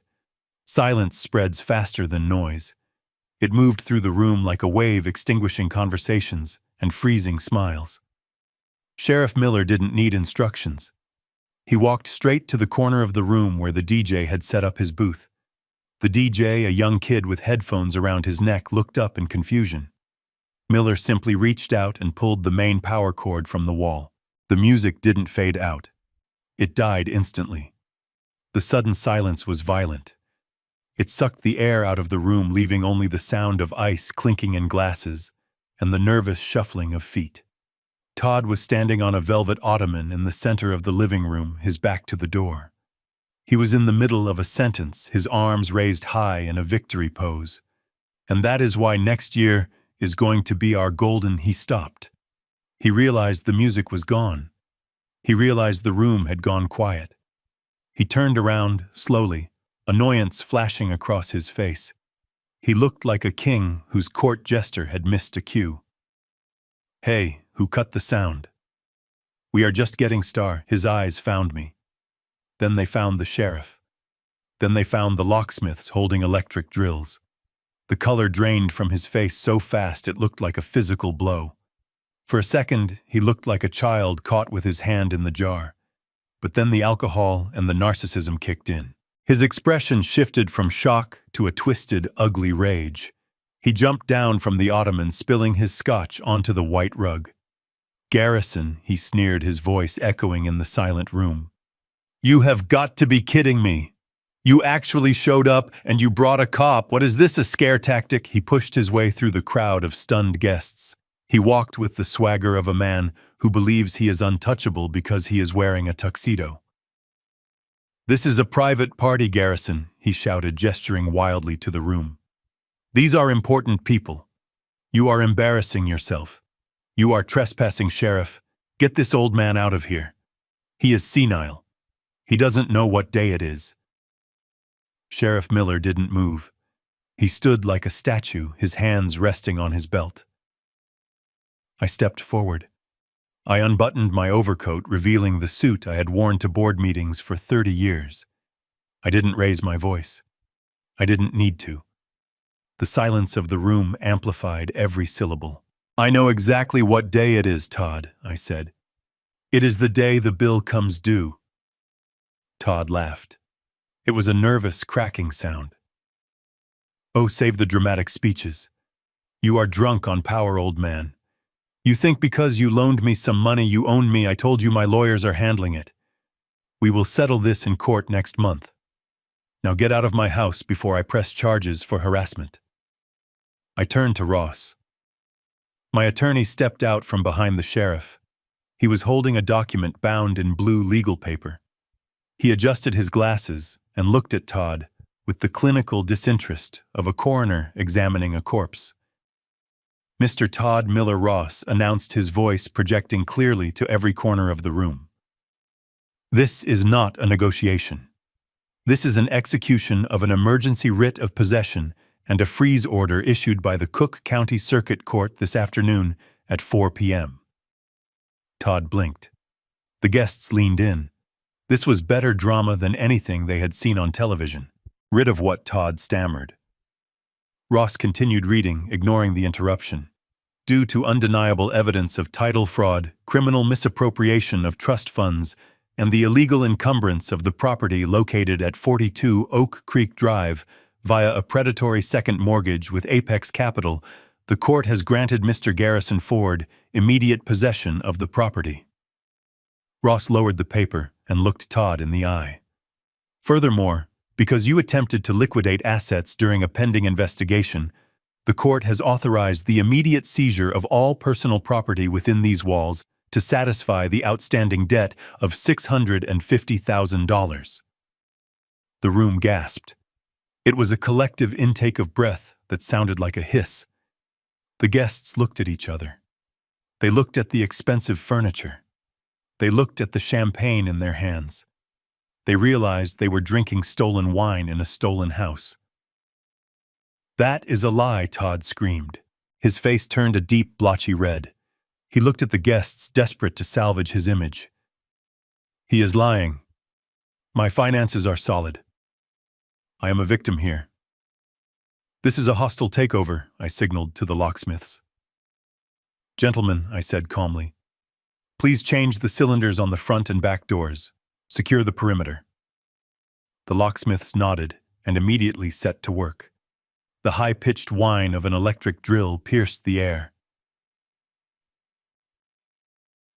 It was a harsh industrial sound that shattered the last remnants of the party atmosphere. It was the sound of ownership changing hands. Todd looked at the locksmiths. He looked at the guests, who were now backing away from him, pulling their coats from the rack, trying to dissociate themselves from the disaster. He saw his kingdom crumbling. He saw the illusion he had built with my money dissolving into sawdust and legal papers. He snapped. You can't do this, he shrieked. He grabbed a heavy crystal vase from the hallway table and smashed it on the floor. Glass shards exploded across the marble. You can't take my house. I have rights. I am a citizen. He turned toward me. His eyes were wild, bloodshot, and full of hate. He didn't see a father-in-law anymore. He saw the architect of his destruction. I am going to kill you, he roared. He lunged. He lowered his shoulder and charged at me like a linebacker. The crowd screamed. I didn't move.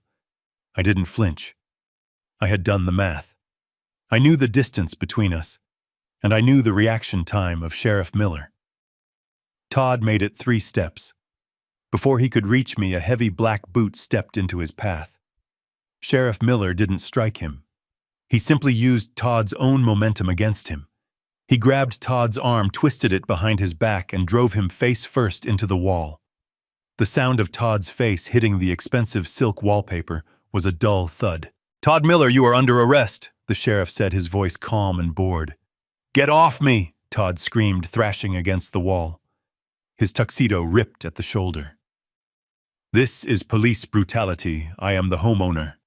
You can't arrest me in my own house. The sheriff pulled a pair of steel handcuffs from his belt. Click. Click. The sound was final. It was the period at the end of a long run-on sentence. You are under arrest for assault, attempted fraud, and grand larceny, the sheriff recited, spinning Todd around. Todd was panting, his hair plastered to his forehead with sweat. A trickle of blood ran from his nose where he had hit the wall. He looked at the guests. He looked for an ally. He looked for Mike, the car dealer. He looked for his drinking buddies. But they were all looking at their shoes. They were all checking their phones. Nobody wanted to make eye contact with the man in handcuffs. "This is a mistake," Todd yelled, straining against the metal cuffs. "Garrison, tell him this is a family dispute. You can't let them take me to jail on New Year's Eve." I stepped closer to him. I was close enough to smell the stale scotch on his breath and the fear coming off his skin. I looked him up and down. I looked at the ripped tuxedo. I looked at the blood. I looked at the man who had stolen my granddaughter's future to buy a truck. "It is not a family dispute, Todd," I said softly. "It is a business transaction, and you are in default." "I own this place," Todd screamed, spittle flying from his mouth. "My name is on the deed." Ross stepped forward, holding a pen and a clipboard. Actually, Ross corrected him, according to the filing recorded at 4:15 p.m. "Today, the deed has reverted to the lien holder. Mr. Ford is the owner of record. You are currently trespassing." Todd's knees buckled. The sheriff held him up, keeping him from collapsing onto the floor. "Get him out of here," I said to the sheriff. "I don't want him on my property." The sheriff began to drag Todd toward the door. Todd dug his heels into the marble, his expensive dress shoes sliding uselessly. "Beatrice," he screamed, his voice cracking. "Beatrice, where are you? Tell them, this is our house, help me." The guests parted like the Red Sea as the sheriff hauled him through the foyer. Todd twisted his head, scanning the room, looking for his wife. He expected her to come running. He expected her to throw herself at the sheriff's feet and beg for mercy. He expected the woman he had manipulated for years to save him one last time. But Beatrice wasn't in the crowd. I watched him go. I watched as the sheriff pushed him out into the cold night air. I saw the flashing lights of the patrol car illuminate the snow. I saw the neighbors standing on their porches watching the spectacle. When the door slammed shut, the silence returned. But it wasn't awkward anymore. It was heavy with realization. I turned to face the room. There were about 50 people left. They were standing among the ruins of the party, holding half-empty glasses. "The party is over," I announced. My voice was tired. "Please leave. The locks are being changed in 5 minutes. Anyone remaining on the premises after that will be considered a trespasser." There was a scramble. Coats were grabbed. Purses were snatched up. People didn't say goodbye. They didn't say thank you. They just ran. They ran from the failure. They ran from the contagion of bad luck. Within 3 minutes, the house was empty. The music was gone. The guests were gone. The laughter was gone. I stood alone in the center of the living room. The drill of the locksmith was the only sound left. I looked at the melting ice swan. Its head had fallen off, dissolving into a puddle of water. I took a deep breath. The air smelled of stale perfume and justice. I walked over to the thermostat and turned the heat down. I wasn't paying to heat an empty house. Ross walked up to me, closing his briefcase. "The assets are frozen," Ross said. "The accounts are locked. The truck is being towed as we speak." "Good," I said. I looked up at the staircase. I knew Beatrice was up there. I knew she had been watching from the landing. "Is it done?" a small voice called out. I looked up. Beatrice was standing at the top of the stairs. She was holding a suitcase. "It is done," I said. She didn't smile. She didn't cry. She just nodded. She walked down the stairs, her hand trailing on the banister. She walked past the spot where her husband had been arrested. She walked past the spilled scotch. She walked right up to me. She reached into her purse and pulled out a set of keys. "Todd's keys." "I found these on the dresser," she said. She dropped them into my hand. They were heavy. "Let's go, Dad," she said. "I want to go home." We walked out of the mansion together. The locksmiths were finishing up the front door. They nodded to me as we passed. "Good night, mister," Ford, one of them, said.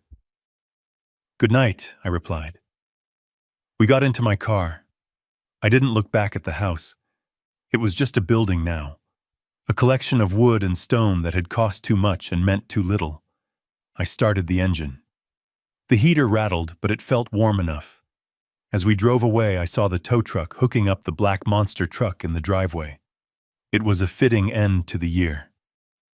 I drove into the night, leaving the wreckage behind, driving toward a new year that would be quieter, smaller, and infinitely richer.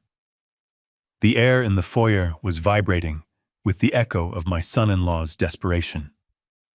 Todd was halfway out the door, his heels dragging against the marble he had once claimed was his birthright. The sheriff had a firm grip on his collar, but Todd twisted his body around his eyes, scanning the staircase like a drowning man looking for a lifeboat. "Beatrice," he screamed again, his voice raw and cracking. "Beatrice, for God's sake, get down here! Tell this lunatic that he can't do this. Tell him we have rights." And then she appeared. She didn't run. She didn't rush to the railing with tears in her eyes. Beatrice walked to the top of the landing with the slow, deliberate grace of a judge entering a courtroom. She was still wearing that simple black dress, but in that moment she looked like she was wearing armor. She held a single piece of paper in her hand. It wasn't trembling. The sheriff stopped pulling for a second, allowing the moment to hang in the air. Todd slumped against the doorframe, a look of wild relief washing over his face. He thought he had been saved. He thought his wife, the woman he had bullied and manipulated for 7 years, was about to throw herself between him and the law. "Baby, thank God," Todd panted, trying to straighten his ripped tuxedo. "Tell them! Tell your father he is insane. Tell them this is our marital home, and I do not consent to this search or this seizure." Beatrice took one step down, then another. The sound of her heels on the wood was the only noise in the house. The few remaining guests who were huddled by the coat rack trying to flee stopped to watch. It was a train wreck, and nobody could look away. "I can't do that," Beatrice said. Her voice was soft, but it carried to the back of the room. It had a steel core that I had not heard since she was a teenager. "What do you mean you can't?" Todd snapped, his old arrogance trying to surface through the panic. "I am your husband. I am the head of this household. I command you to tell them the truth." "I am telling them the truth," Beatrice said, reaching the bottom of the stairs. She stopped 10 feet away from him. She didn't move to touch him. She didn't offer him comfort. She looked at him with the detached curiosity of a scientist looking at a specimen in a jar. She held up the paper in her hand. "I signed this an hour ago, Todd." Todd squinted at the document. "What is that?" "It is a voluntary surrender of possession and a quitclaim deed," Beatrice said. She spoke the legal terms clearly, words I had taught her over coffee just that morning. "I have voluntarily relinquished my residency rights to Ford Holdings. I have admitted that the funds used to maintain this lifestyle were obtained through fraud. I have cooperated with the investigation, Todd." The color drained from Todd's face so completely that he looked like the ice sculpture melting in the corner. You what?" he whispered. "You sided with him. With the old man, I sided with my daughter." Beatrice replied, her voice sharpening. "I sided with the child, whose college tuition you stole to buy a diamond necklace for a waitress in Miami." The mention of the necklace hit the room like a physical slap. Patricia, who had been standing by the hallway mirror clutching her chest and muttering about her nerves, suddenly went rigid. She looked at her son. She looked at Beatrice. And for the first time, she realized the gravity of the situation. She wasn't watching a family spat. She was watching her lifestyle evaporate. "You did what?" Patricia shrieked. Her voice was shrill and piercing. "Beatrice, you ungrateful little witch, how dare you? You can't just sign away my son's house. Where am I supposed to go? My room is upstairs. My things are here." Beatrice turned to her mother-in-law. She didn't flinch. You don't have a room, Patricia. You are a guest, and the host has just revoked your invitation." Patricia gasped. She brought a hand to her forehead in a gesture so theatrical it would have been funny if it weren't so pathetic. Her knees buckled. She didn't fall hard. She crumpled gracefully onto the Persian rug, making sure her dress fanned out around her. "I am fainting," she wailed, her eyes fluttering. "My heart." "You are killing me. I am having a heart attack. Someone call an ambulance. I cannot be homeless. I am a lady of status." Nobody moved. The sheriff rolled his eyes. "I just stood there watching the performance." "Get up, Mom!" Todd groaned, the humiliation finally piercing his thick skin. Beatrice didn't even look down at the woman on the floor. She kept her eyes locked on Todd. "I am done, Todd," she said. "I am done with the lies. I am done with the debt. And I am done with you. The divorce papers will be served to you in county jail." "County jail?" Todd laughed nervously, looking back at the sheriff. "Come on, Beatrice, don't be dramatic. It is just a civil dispute. I will be out on bail in an hour. It is just trespassing." The sheriff tightened his grip on the handcuffs. He leaned close to Todd's ear, but he spoke loud enough for everyone to hear. "Actually, son, you might want to get comfortable," the sheriff said. "This isn't just about the trespassing. We just got a fax from the district attorney's office." Todd froze. "A fax? Apex Capital filed a criminal complaint against you at 5 p.m. today," the sheriff explained grimly. "When you signed that second mortgage, you falsified your income statements. You claimed assets you didn't own. That is wire fraud, bank fraud, and theft by deception. And since the amount is over $100,000, it is a Class 1 felony." Todd's knees gave out for real this time. He was dead weight in the sheriff's arms. The reality of the Apex loan, the predatory shark I had warned him about, the trap he had walked into, finally snapped shut. He wasn't going to a holding cell for a few hours. He was looking at 5 to 10 years in a state penitentiary. "No," Todd whimpered. "No, please. Garrison, help me. I will pay you back. I will work for you. I will do anything. Please don't let them take me." I looked at him. I looked at the man who had mocked my car, who had banned me from seeing my granddaughter, who had called me a dinosaur. I felt absolutely nothing. "The bank is closed, Todd," I said. The sheriff dragged him out the door. Todd was sobbing now, ugly heaving sobs that echoed off the stone pillars of the porch. The flashing blue lights of the patrol cars outside washed over the foyer, illuminating the scene. Patricia was still on the floor, peeking through one open eye to see if anyone was coming to help her. When she realized no one was, she sat up looking furious. "Well," Patricia spat, adjusting her wig, "is someone going to drive me to a hotel, or do you expect me to walk in the snow?" Beatrice looked at her watch. "The Uber app is very easy to use, Patricia," Beatrice said coldly. "I suggest you hurry. The locksmiths are locking the back door in 2 minutes." Patricia scrambled to her feet. She grabbed her purse and her coat, muttering curses under her breath. She didn't look at me. She didn't look at Beatrice. She scurried out the door like a rat fleeing a sinking ship, chasing after the police car that held her son, not to help him but to scout for his wallet. And then it was quiet. The house was empty. The party was over. The only people left were me, my daughter, and the melting ice swan. Beatrice took a deep breath. Her shoulders slumped slightly, the adrenaline fading. She looked at me. Her eyes were wet, but she was smiling. It was a sad smile, but it was real. "I did it." "Dad," she whispered. I walked over and wrapped my arms around her. She buried her face in my shoulder, sobbing quietly into my wool coat. I held her tight. I held her like I used to when she was 5 years old and scraped her knee. But this wound was deeper, and it would take longer to heal. "You did good, honey," I said. "You did good." She pulled back and wiped her eyes. She looked around the grand empty foyer. "I hate this house," she said. "I know," I replied. That is why we are selling it. I took her arm. We walked out of the open door, leaving the lights on for the ghosts of the ambition that had died there. The cold wind hit us, but this time it didn't feel biting. It felt fresh. It felt like a new beginning. We walked to my car. I opened the door for her. "Where to?" I asked. "Home," she said. "The real one." I smiled. I started the engine. The heater rattled, but within a few minutes the car was warm. I drove away from 42 Oak Creek Drive without looking in the rearview mirror.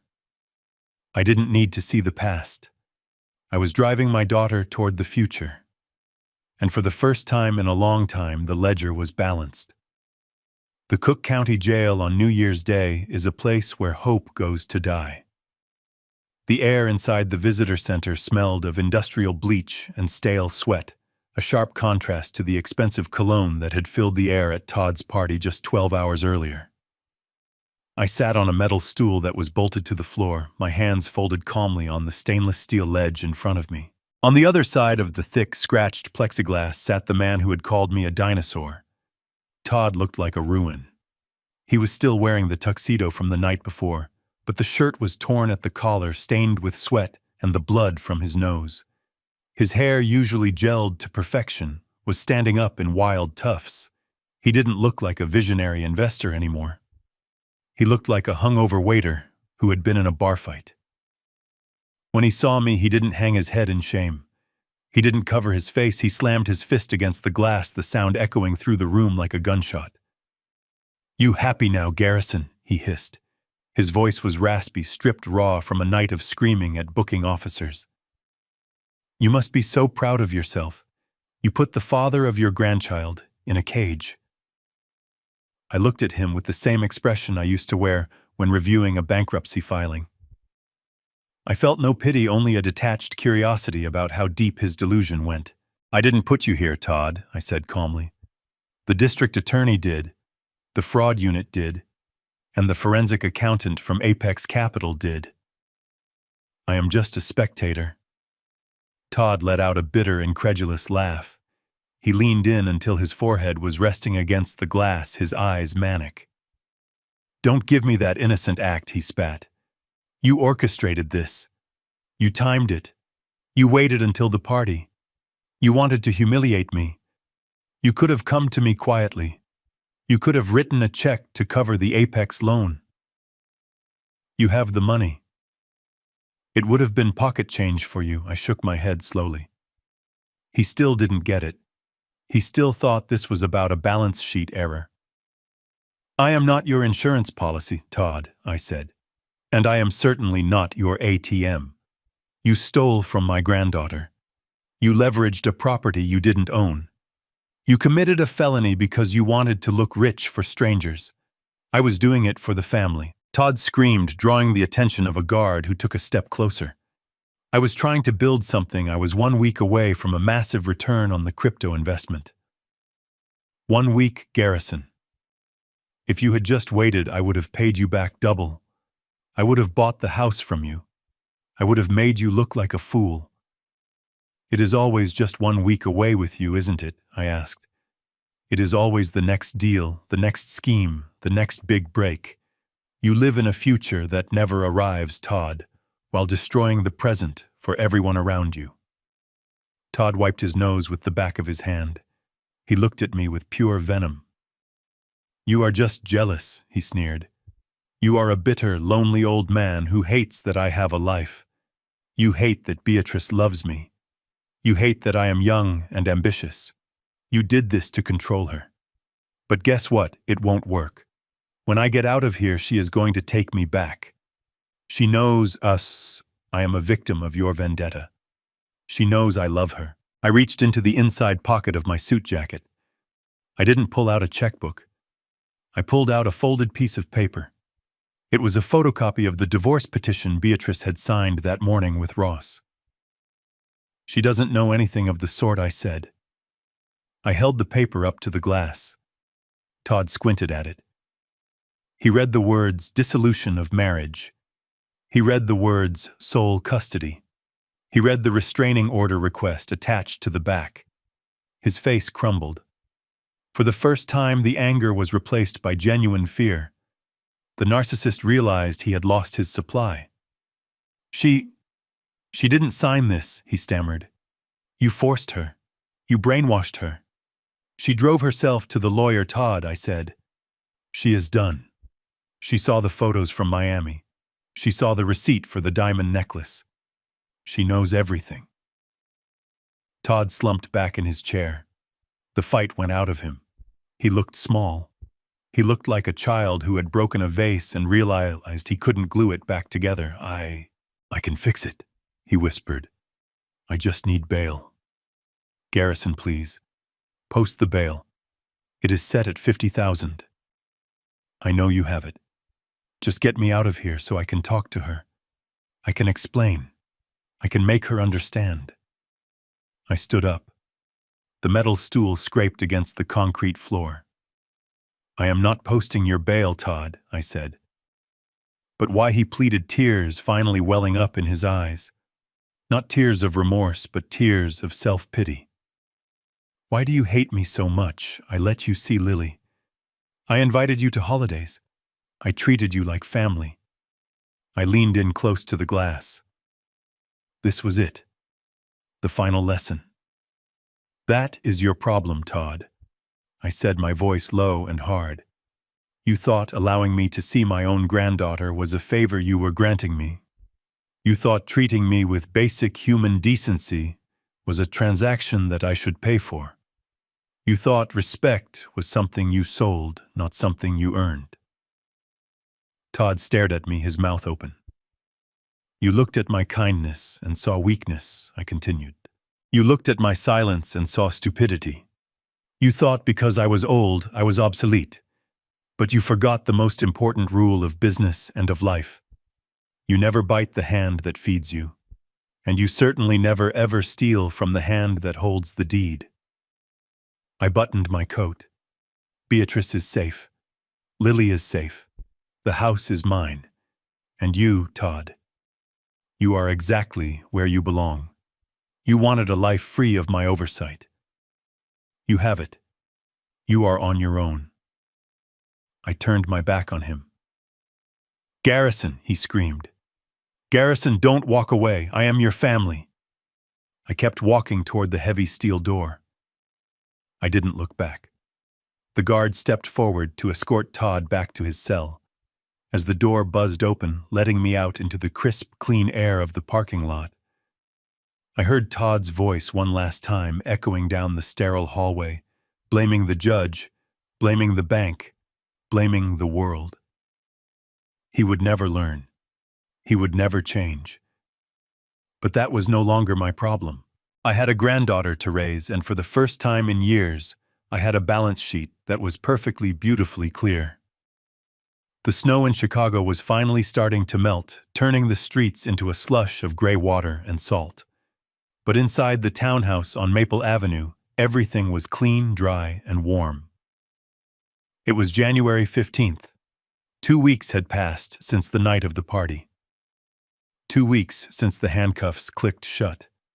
2 weeks since the silence of the mansion was replaced by the chaotic, healing noise of moving boxes and new beginnings. I stood in the kitchen of the new house. It was not a mansion.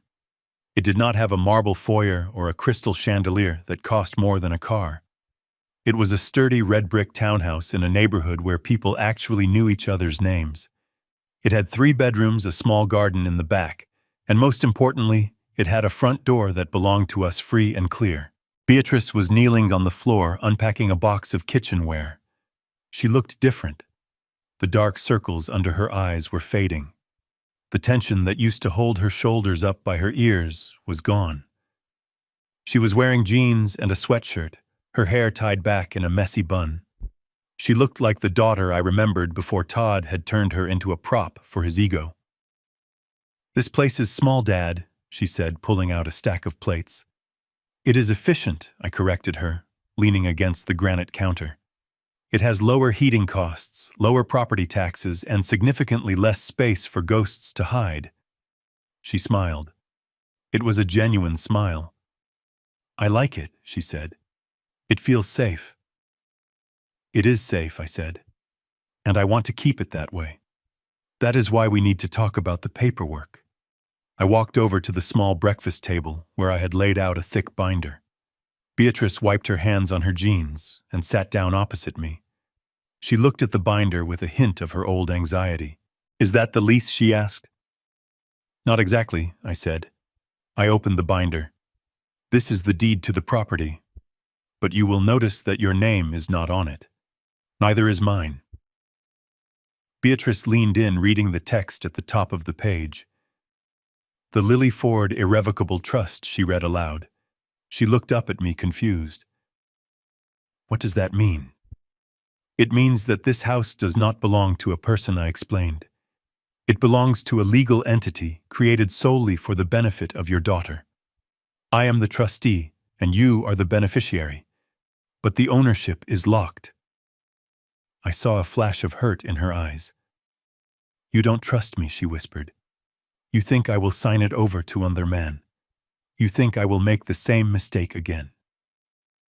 I reached across the table and covered her hand with mine.